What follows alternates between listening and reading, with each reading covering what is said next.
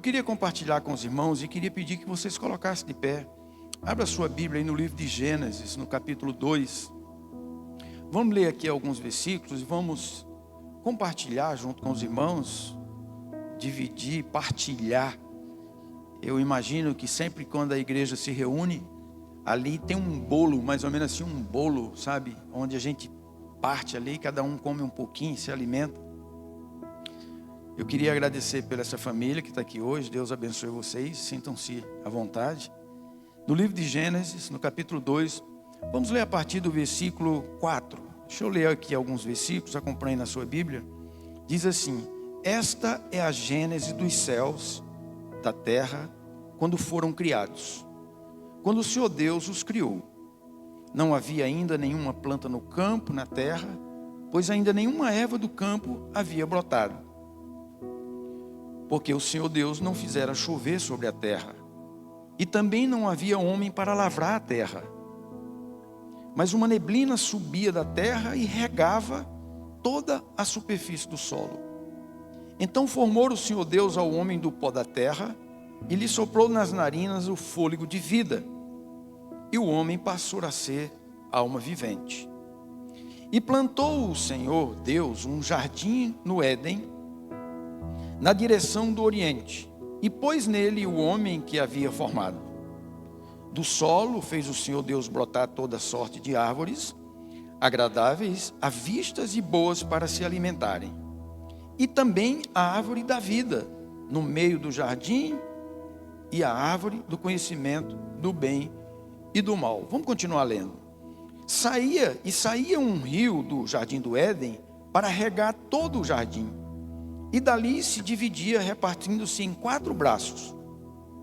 O primeiro chamava-se Pison, é o que rodeia a terra de Avilá, onde há ouro.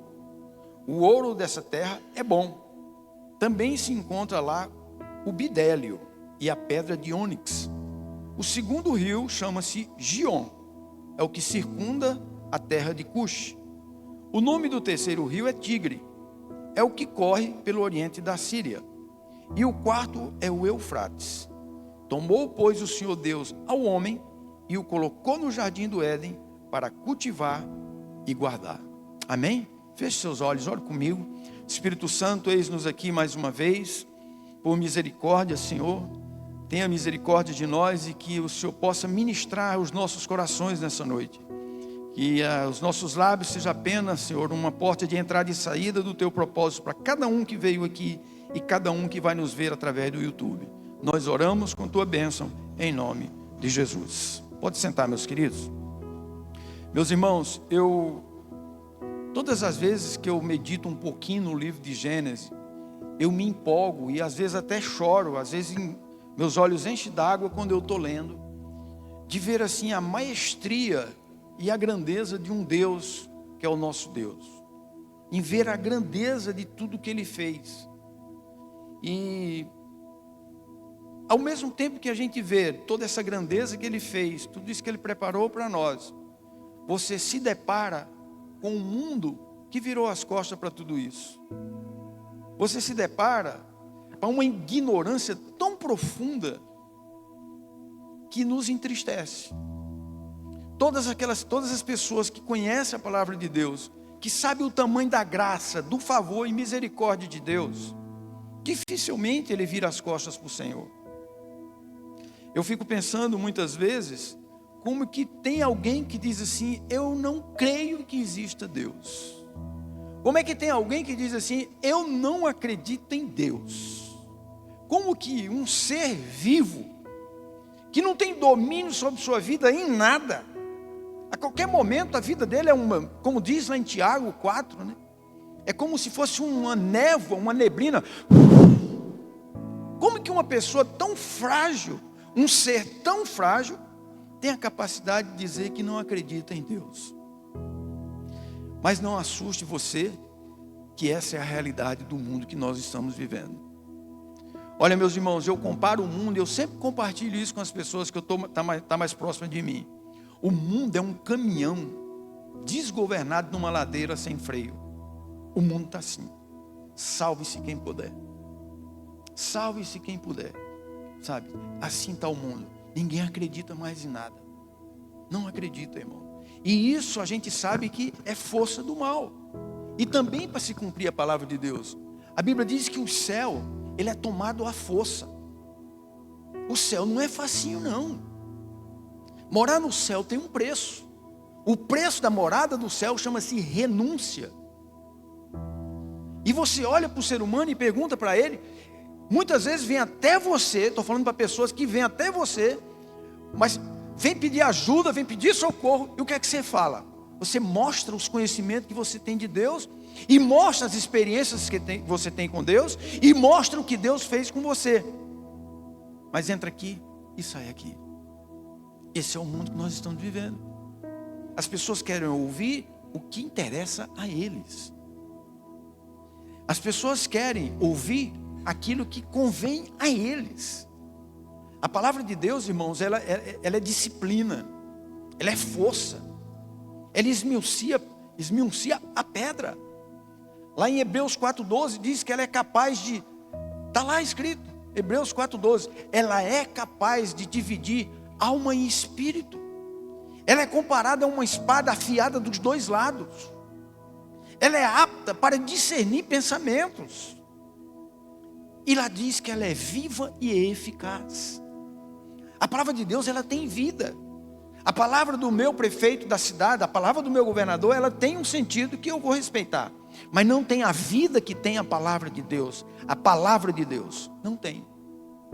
Então vivemos esse mundo.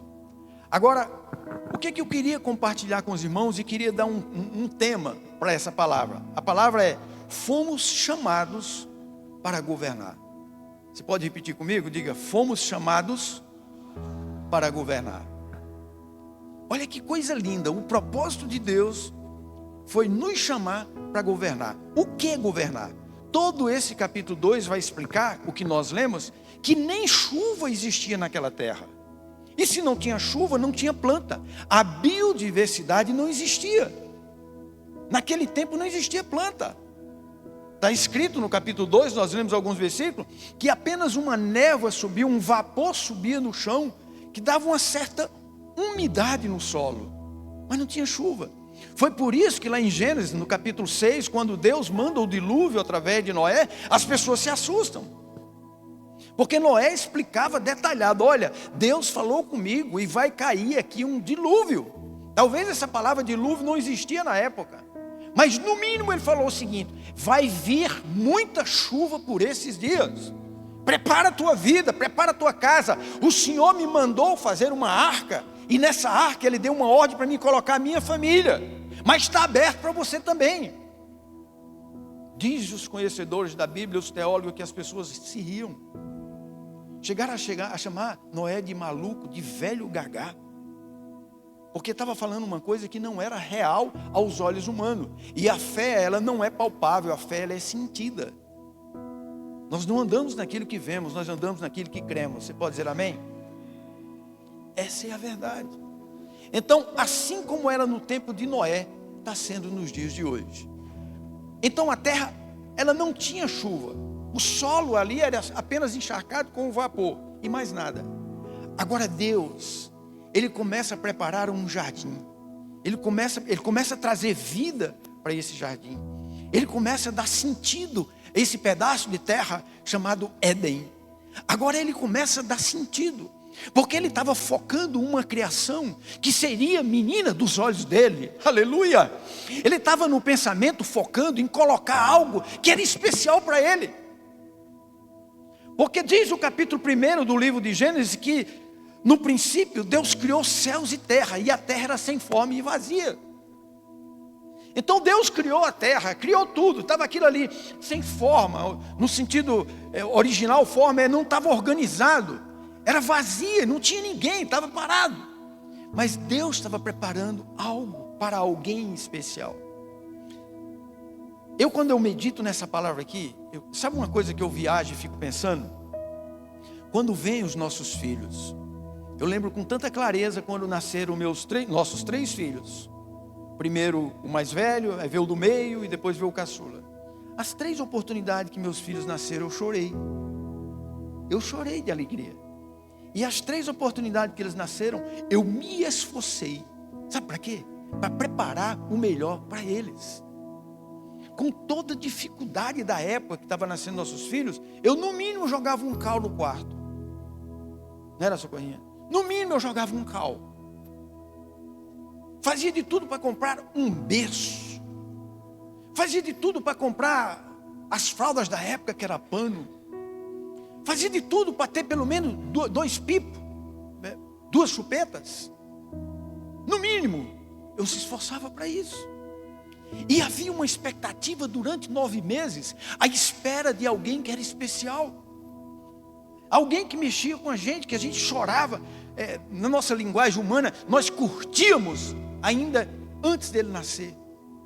Essa é minha colocação que eu coloco diante de Deus. O Senhor estava preparando as coisas para o homem, para a imagem e semelhança dele.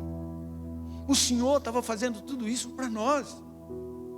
Você pode calcular, imaginar o valor que você tem. O Espírito de Deus mora em você, você tem um valor. Não só estava preparando um terreno para nós vivermos, irmãos, como também Ele estava preparando o homem, dando vida para ele, para que o próprio Deus morasse dentro dele.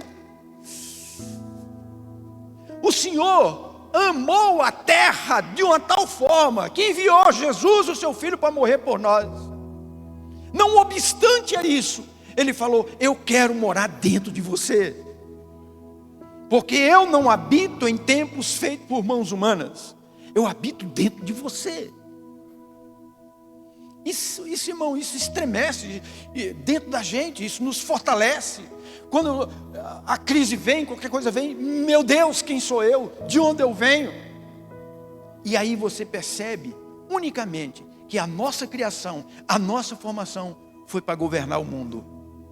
Foi para governar o Éden na época, que era o mundo da época. Nós fomos chamados para governar algo.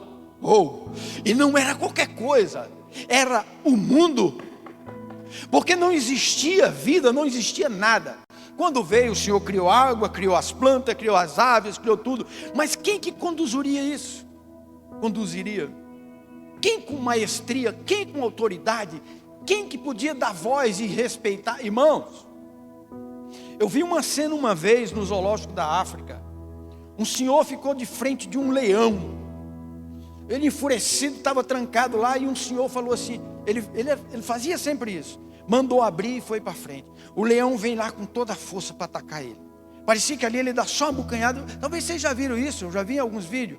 O leão chega, fica fazendo aquilo ali, a fumaça, a poeira sobe, mas ele não consegue atacar o homem. Agora quando ele vem, que chega diante de um homem frágil, que não entendia o sentido que Deus chamou para governar, que o homem corre, ele vai atrás. Eu já vi muitos rodeios também de gado, de boi. Moramos um tempo em Barretos, lá tem o 2º maior rodeio do mundo. Nós íamos assistir, os boi, eles saíam pulando ali e saía correndo atrás das pessoas ali.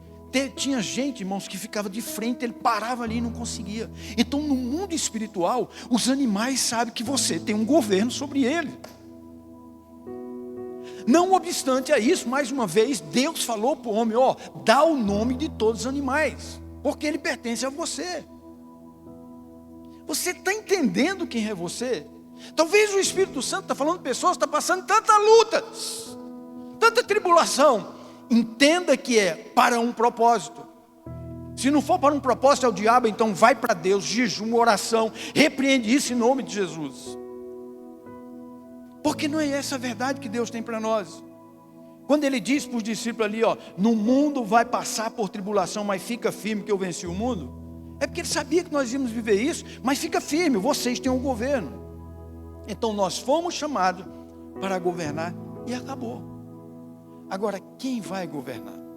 Qual é o tipo de gente que vai governar? O Salmo 15 diz assim: quem entrar... Põe o Salmo 15 aí para mim, por favor. Olha o que diz o Salmo 15. Que coisa linda, Faz uma pergunta, começa perguntando assim: quem entrará nos céus? É mais ou menos assim, deixa eles colocarem lá. Quem, Senhor, habitará no teu santo tabernáculo? Quem é que vai para lá? Quem há de morar no teu santo monte? Segue o versículo. O que vive com integridade, aquele que pratica justiça e de coração ele fala a verdade. Então, uma vez que eu tenho esse entendimento, que são as características de herança do céu, são as características, a salvação é em Cristo Jesus, mas o Senhor vai olhar o comportamento e o caráter do homem. E quando fala homem aqui, está falando homem e mulher, porque no mesmo capítulo 2, a partir do versículo 18, ele diz assim, ó: disse mais o Senhor, não é bom que o homem esteja só, far-lhe-ei uma companheira, uma que seja idônea. Então, não fica só para o homem o governo daquilo que Deus queria, é um casal. Agora responda você sem falar nada, só pensa, qual é a área de uma família que é mais atacada nos últimos dias? Casais. Casais. Vocês não têm noção, nós como líder da comunidade na área de casais, eu não estou falando a nível de comunidade, a nível geral. A gente sempre lidou com casal. O quanto que a gente vê, irmãos, espiritualmente, situações que nem o casal está vendo. O casal leva aquela situação ali numa naturalidade que ele não percebe o que está por trás. Não percebe. Ele não, sabe, acha que é uma briga natural, é algo que está acontecendo ali, quando na verdade o foco é destruir aquele casal que Deus colocou como governo.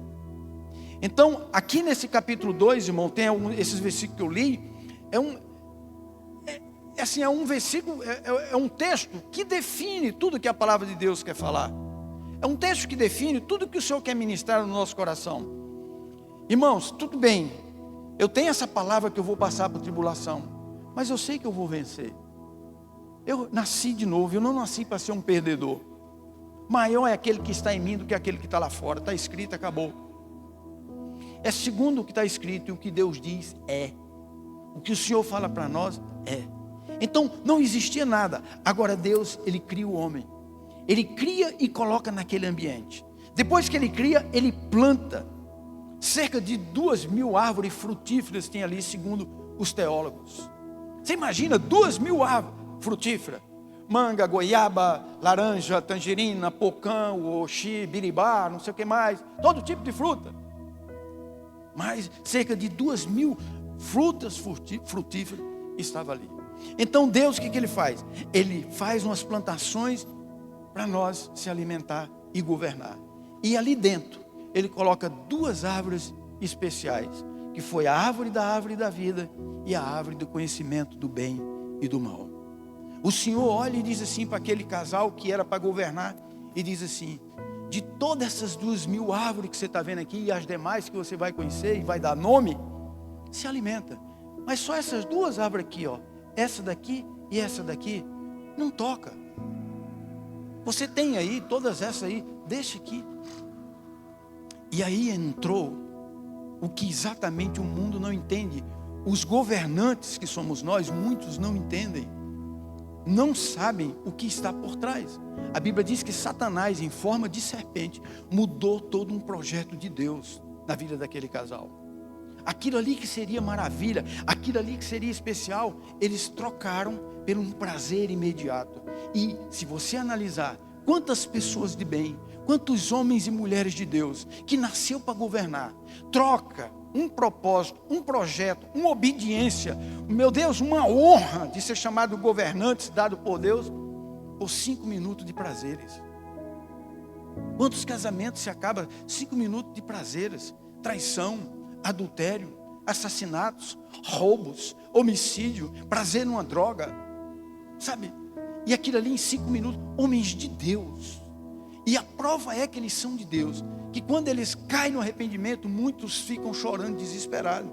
Quantas vezes eu já vi naquela televisão, aqueles programas de violência: por que você fez aquilo ali? Eu não sei, eu não sei porque que eu fiz isso. Poxa, mas você fez aquilo com seu filho, você matou não sei quem. Pois é, mas você está arrependido? Estou, eu não sei porque que eu fiz aquilo ali.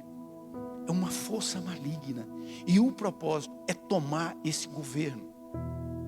Irmãos, vez em quando unge tua casa, vez por outra hora nos quartos, vez por outra abre a boca e declara: aqui quem manda é Jesus.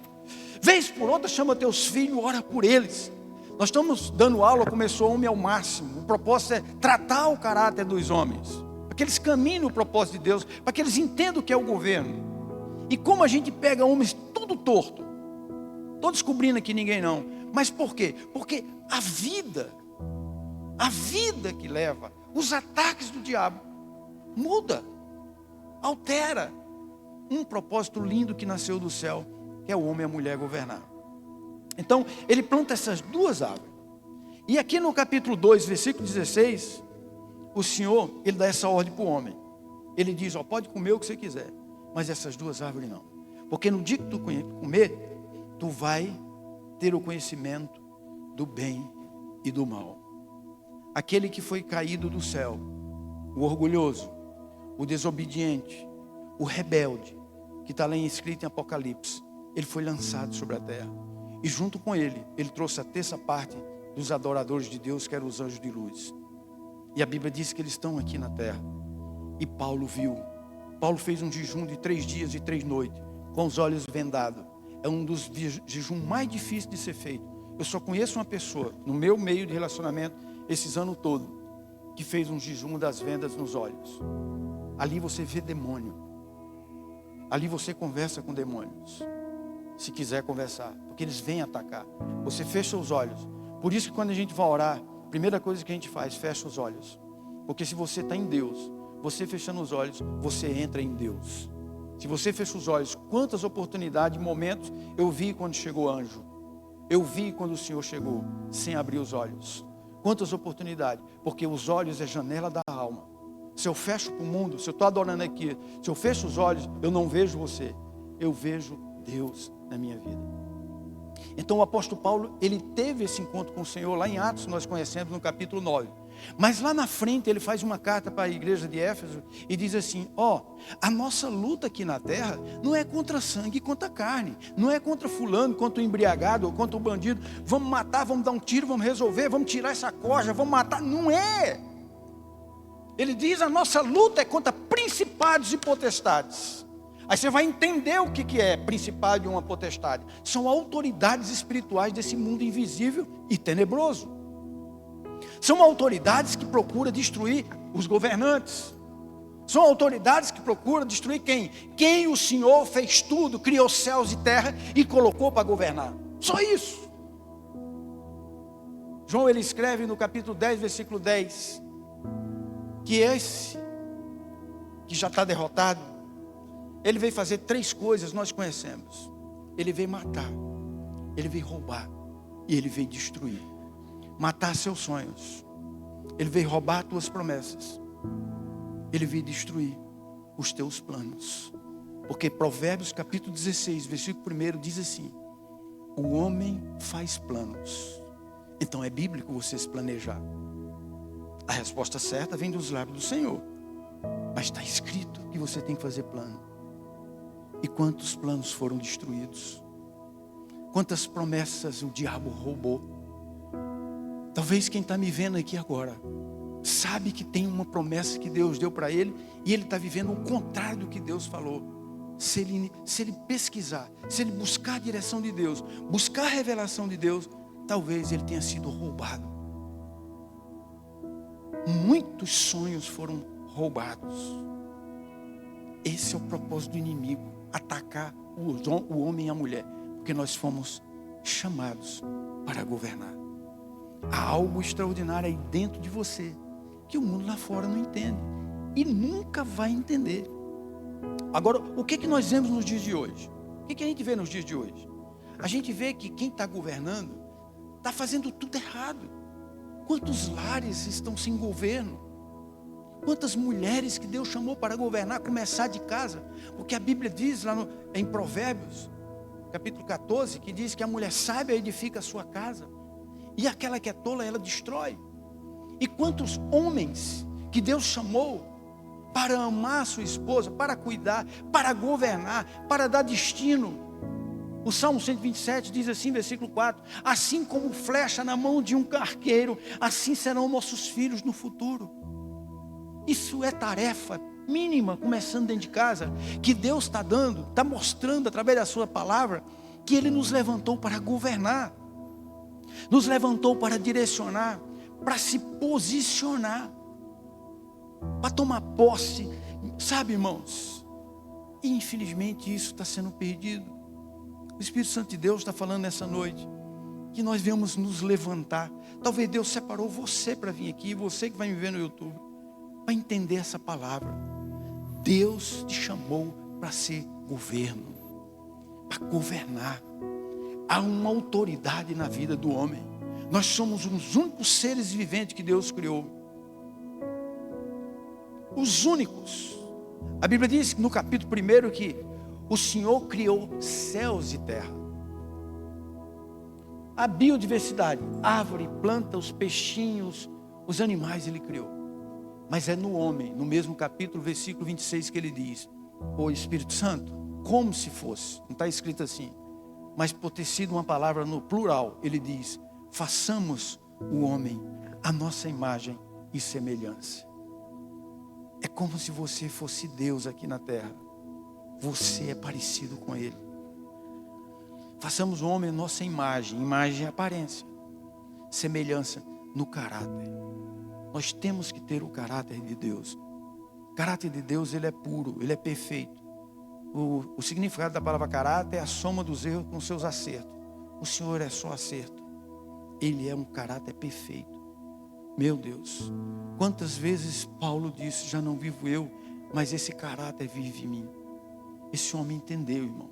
E foi um homem estudioso, estudou aos pés de pessoas que conheciam a palavra, nem lia mais. Mas ele entendeu. A vida dele mudou.